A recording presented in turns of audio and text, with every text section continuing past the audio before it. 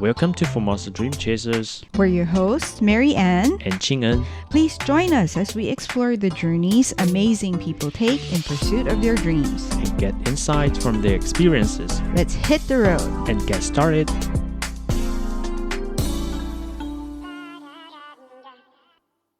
Welcome back to this Formosa Dream Chaser special called Truth Under Siege. In our previous episode, we examined how the ability to access reliable information is being eroded in this day and age, and why that matters for every democracy, every citizen, and every dreamer. We began by grounding the discussion in today's digital landscape, with 5.56 billion internet users and over 70% of the global population owning mobile phones. That's according to Data Reportal 2025. People nowadays are spending an average of 6 hours and 38 minutes online daily. That's according to a consumer research by GWI. And yet, even as access to information grows, the ability to find truthful, unbiased content is diminishing. A crisis accelerated by disinformation, AI-generated media, and declining media freedoms. We also highlighted global context. The 2025 World Economic Forum's Global Risks Report identifies misinformation and disinformation as one of the top short-term global threats for the second year running. And according to RSF's 2025 World Press Freedom Index, the global media landscape has been downgraded to a difficult situation for the first time in the index's history, driven not only by violence, but by economic fragility, digital monopolies, and declining public trust. From Taiwan's front lines to the global press crisis, this episode reveals how the battle for truth is deeply intertwined with our ability to think freely, live democratically, and dream openly. We spoke with leading experts at the front lines of this crisis. Dr. Cheng Yi-suo, Associate Researcher at Taiwan's Institute for National Defense and Security Research, explained how cognitive warfare, amplified by AI, is being weaponized to shape perception and manipulate behavior. He also highlighted the critical distinction between misinformation and disinformation, emphasizing the latter's deliberate, malicious intent. Benjamin Saba, director of the Journalism Trust Initiative, or JTI, of the Reporters Without Borders, or RSF, called attention to the broader global trend. As audiences are forced to become their own journalists, the burden of verification now unfairly rests on the public. Cedric Alviani, Asia-Pacific Bureau Director for Reporters Without Borders, or RSF, underscored that even Taiwan, ranked highest in Asia on RSF's World Press Freedom Index, is not immune. Taiwan's media landscape suffers from high ownership concentration, extreme bias, and regulatory gaps, with less than 15 public media organizations operating among over 200 outlets. Join us in Part 2, where we'll explore how journalists and organizations are pushing back, and what tools, reforms, and actions can help protect truth in the age of digital warfare.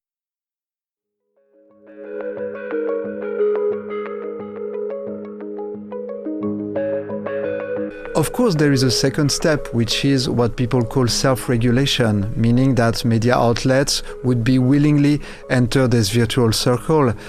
You heard about the initiative launched by RSF a few years ago called Journalism Trust Initiative. It's very simple.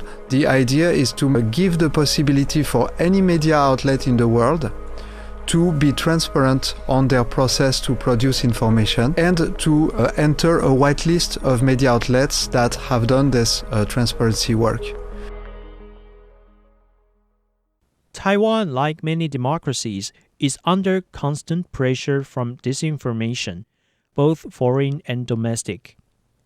As Cedric Alviani explains, while fact-checking efforts and civil society responses play a critical role, they often arrive too late. He says the real solution lies in prevention, in creating a media environment where trustworthy journalism is produced from the outset, not repaired after the fact. It's very important that Taiwan would have a national union to protect itself against disinformation. But how do you protect against disinformation? Of course, there are some associations doing fact-checking, some civil groups working on these issues, but fact-checking always comes too late. After disinformation has been imparted, after the people have been convinced about something wrong. And experience proves that actually fact-checking does not change the people's mind after, because they are looking for something that confirms their own biases. So after their bias has been confirmed, they don't want to hear about what you have fact-checked. So the only way for Taiwan to efficiently protect against disinformation is to have a sound journalistic environment that practices fact-checking before they write their article and before they publish, because after is too late. And for this, you need pressure on media outlets. You need to somehow force media outlets to enter this virtuous circle, to strengthen their processes, have a better respect of ethical standards. I believe it's very important for the public to consider that media should be at the public service. Media should be imparting factual information. Yes, there can be separate political comments. There can be op-eds, there can be editorials, clearly mentioned as op-eds or editorial. There can be advertising, clearly mentioned as advertising. But journalistic content should be imparting facts and also imparting the background of the facts. So the work of journalists is also to provide this background, but it has to be an honest explanation of the background, of course. This part also cannot be done in a biased manner. As the line between fact and fiction grows increasingly blurred, Benjamin Saba, director of the Journalism Trust Initiative, or JTI, at RSF, offers critical background on how the initiative came to be and why it matters now more than ever. There are some things that we don't cherish enough because we think that they are eternals, as they take a central part in our daily life. I think democracy is one, and it's the same for trustworthy news. I think they are essential to take decisions, political decisions of course, but everyday life decisions regarding health, consumption, investments, whatever. And we observe for more than a decade that what we call news bubbles have turned into massive polarization of interest and views. Journalists have become a target because when they say something that is not aligned or convenient with my own interest, I can just say that they are biased and they are spreading fake news. And I don't need any assumption or any fact to launch that statement. So that's partly why we at Reporters Without Borders have launched a Journalism Trust Initiative to bring forward a global standard on how news needs to be produced and news outlets should operate with transparency and ethics. So here I must praise my predecessors and colleagues at RSF who have invented and conceived Journalism Trust Initiative. I think it was very visionary at this time in 2018, 2019 to have decided to create an ISO type standard for journalism. Now it offers a perfect global tool to identify and promote trustworthy news sources and to tackle misinformation. I can tell you a bit more about what it is. It's an ISO type standard, which is pretty new within the world of journalism. So the idea of GTI, the mere idea of GTI is that in fact, when you do journalism and reliable journalism, the way you operate is pretty much the same if you are a broadcaster or a pure player, if you're a very small media outlet, or if you are a very large media outlet, if you are independent or public owned. In fact, the way we do journalism is the same. The way we check our sources, the way we can make mistakes, but that we need to correct them and to make our audience know that we have corrected them. We think it's on this basis that we should recreate or carry on creating a strong link with the audience. So in fact, GTI, it's a moment where we have 130 news organizations thinking that it could be good to create a global standard because in front of us the world is changing very, very fast, and the frontier between what's information, content, misinformation are getting blurred, and sometimes very well on purpose. And so the idea is to fight against that.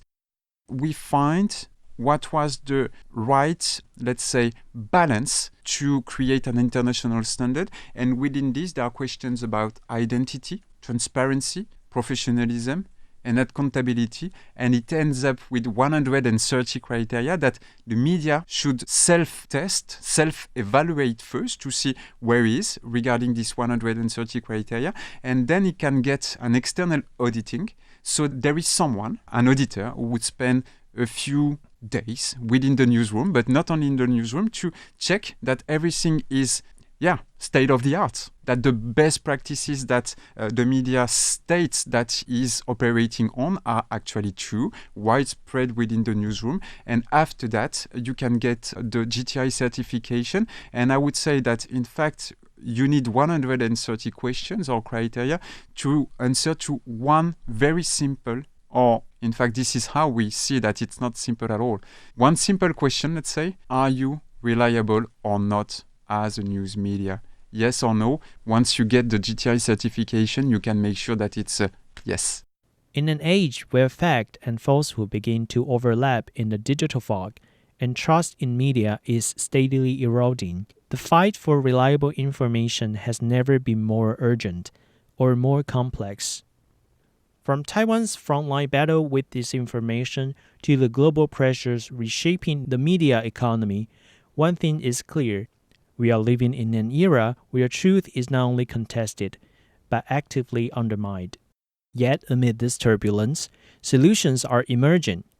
Through initiatives like the World Press Freedom Index and the Journalism Trust Initiative, RSF is stepping in to provide a neutral, credible framework, one that empowers governments, media organizations, and the public alike. It is not healthy that governments would decide what is a good media or a bad media. It is not healthy too that platforms would decide what is a good media and a bad media. So with the JTI certification, media outlets actually decide themselves to join a whitelist of good media. This is totally independent. This is certified by professional certification organizations. So this is totally transparent and totally clean. And after we have this whitelist, then governments and platforms can use it to make discrimination. It is perfectly understandable for the public that government would use public money to support media outlets that have made the effort of being transparent and not others. So if Taiwan had any resource to provide to independent media that want to strengthen the respect of ethics, Taiwan could perfectly do it on the basis of the JTI certification because this is independent. Yeah. Nobody could reproach them from doing this. While the Journalism Trust Initiative creates a transparent and independent pathway for media to demonstrate their commitment to ethical standards, its success hinges on who embraces it. Unfortunately, not all media outlets are equally motivated to take that step. But of course, so far, the media outlets that were the most active in getting this certification were the public media and small independent media. And once again, the ones that are lagging are the private mainstream media outlets because it is not in their interest. Their interest is to keep the current status quo that gives them huge power. And that's why it's absolutely capital for the government and for the parliament to step in, because they will need to be forced to strengthen their level of respect of journalism ethics. And that's why Taiwan needs a much stronger regulation authority. On February 27 this year, Reporters Without Borders hosted a workshop at the 2025 RightsCon Summit titled How to Restore a Safer News Landscape in Digital Age, the Journalism Trust Initiative case. Vice President of Radio Taiwan International, Isis Lee, joined their discussion to elaborate on RTI's role in Taiwan, the reason RTI decided to join the certification process of the Journalism Trust Initiative and the effect it intended to have on the public's perception of RTI. Here's what she has to say at the workshop. And we are really honored that we are just certified JTI just a few days ago and being the first media outlet in the Chinese-speaking world being certified this. And to begin with sharing the values that we found from JTI, I would like to start sharing with you about our unique position in the media landscape in Taiwan. First of all, RTI is actually a national public broadcaster of Taiwan that we broadcast to not just the Chinese-speaking society. We speak to global Chinese-speaking society like Chinese diaspora or Hong Kong diaspora around the world. And in addition to our Chinese content, we also produce 16 foreign language content for our global audiences around the world. And we started around a century ago. We started with shortwave, which is a very old technique, but which is still very powerful and very important in this region.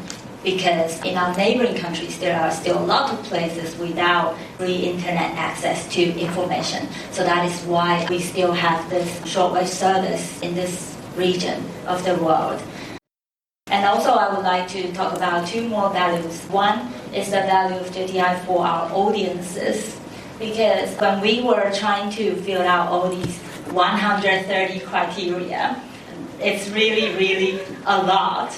We were like, okay, this is like a health checkup actually. But these criteria actually, it's also like a tool for media literacy because these principles are all the core principles, to be examined when audiences are reaching out to information. These are actually core things to think about when doing media literacy. So we think it's good that JTI is actually doing media literacy in advance for the audiences.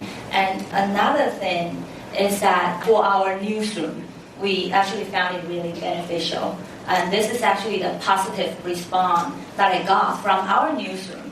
Because in the very beginning when we introduced this to RTI, we thought that, our newsroom is probably not going to like it. It's 130 criteria. It sounds like a lot of work, and there's external auditor as well.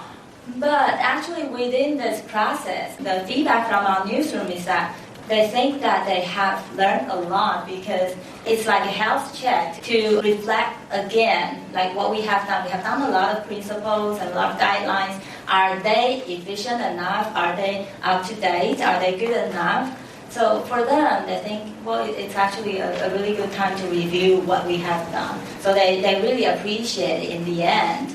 And now we are able to tell our audience proudly that we have met this international standard, and here is our content for you to trust for another century. So this is how we feel about JTI. Media trust and transparency have become increasingly critical in the face of rising authoritarian propaganda that seeks to undermine global democracies. As a public media outlet, Radio Taiwan International remains committed to delivering accurate and factual information to our audience. By promoting transparency, ethics, and accountability, RSF isn't just defending press freedom, it's helping to rebuild the conditions that make truth possible. Because without access to reliable information, democracy falters, dialogue breaks down, and the space for dreaming and for doing disappears.